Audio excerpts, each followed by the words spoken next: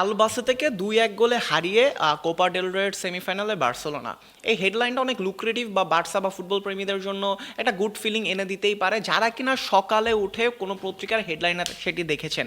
কিন্তু কালকে যারা রাতে 1.5 ঘন্টা ইনভেস্ট করে সারা রাত জেগে হয়তো খেলাটা দেখেছেন, তাদের জন্য ফিলিংসই সেম হওয়ার কথা নয়। কেন সেম হওয়ার কথা নয় সেটি নিয়ে কথা বলবো। তার আগে গতকালকের আরও 3টি ম্যাচ নিয়ে কথা বলা দরকার। 1 নম্বর হচ্ছে সেন্ট পাউলিকে 3-0 গোলে হারিয়ে টানা তৃতীয়বারের মতো ডিএফবি পোকালের সেমিফাইনালে লিভারকুসেন। 2 নম্বর লোফটাস-চিক, এনকুকু এবং র্যাবিওটের গোলে বোলোনাকে 3-0 গোলের ব্যবধানে হারিয়েছে এসি মিলান। এবং লাস্টলি সবচেয়ে most interesting match, one of the most interesting match গতকালকের, সেটি হলো কাই হাভার্টসের একমাত্র গোলে চেলসিকে হারিয়ে কারাবাও কাপের ফাইনালে আর্সেনাল। সো এই প্রসঙ্গ বাদ দিয়ে একটু যদি বার্সা প্রসঙ্গ আসা যায়, বার্সা প্রসঙ্গ মানে কালকে রাতের অনেস্ট ফিলিং যদি আমি এক লাইনে বা এক বাক্যে ব্যাখ্যা করতে যাই, আমার লাস্ট লাইন হবে বা অনেকেরই এটাই মনে হবে যে বার্সা নিডস আর স্ট্রাইকার। কেন এটা? কারণ আপনি চিন্তা করেন যে লাস্ট 2টা ম্যাচে 19টা গোল, মানে 19টা বিগ চান্সেস ক্রিয়েট করেছে বার্সা এবং সেখান থেকে গোল হয়েছে মাত্র 5টি।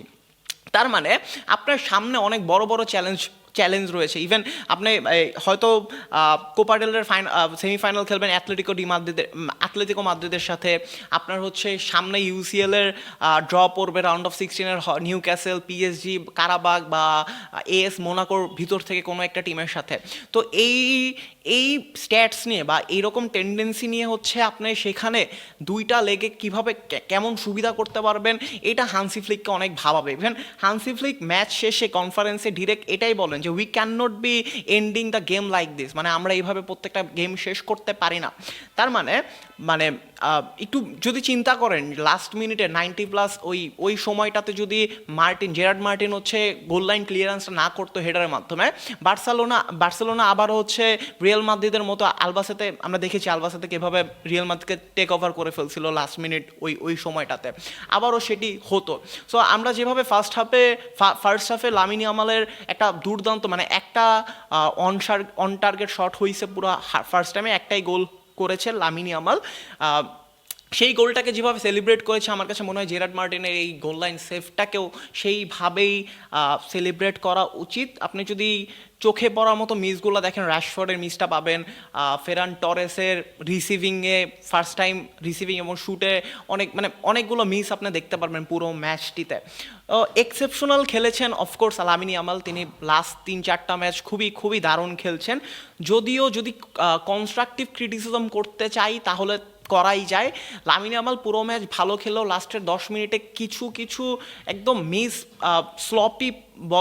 স্লপি বল লুজ করেছেন, যেটি কিনা বার্সাকে কাউন্টার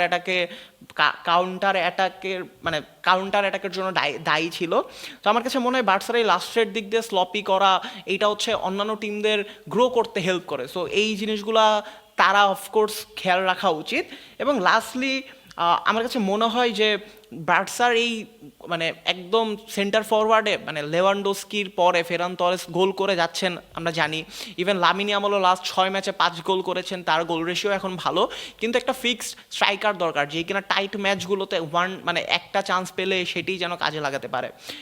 তো বার্সেলোনা এই ব্যাপার স্যাপারগুলো কীভাবে ট্যাকেল করে সেটা দেখার বিষয়। সামনে 7 তারিখ মায়োরকার সাথে তারা হচ্ছে লা লিগার লিগ ফেজে হচ্ছে খেলবে, তারপরে কোপা ডেল রের সেমিফাইনাল অপেক্ষা করছেন। এবং এই প্রত্যেকটা আপডেটের জন্য আমাদের সাথেই থাকবেন। আমি লিখন ফ্রম ফুটবল সার্কিট। ভালো থাকবেন, ভালো রাখবেন সবাইকে। ধন্যবাদ।